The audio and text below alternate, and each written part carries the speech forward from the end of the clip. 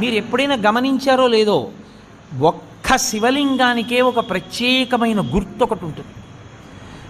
మీరు ఎప్పుడైనా చూడండి, అన్ని శివలింగాల మీద ఉండదు అలాగా. మీరు కొన్ని శివాలయాల్లోకి వెళ్ళినప్పుడు శివలింగం దగ్గరికి వెళితే దాని మీద కొన్ని గీతలు ఉంటాయి ఇలాగా.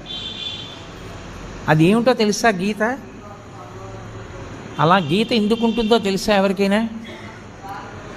అలా గీత ఉంటే దాన్ని బ్రహ్మసూత్రము అని పిలుస్తారు.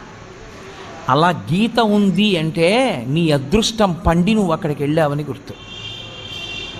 1000 మాటలు ఓ శివాలయంలోకి వెడితే నీకు ఎంత ఫలితమో, అలా గీతలు ఉన్నటువంటి శివలింగం ఉన్న గుళ్ళోకి వెడితే అంత ఫలితం.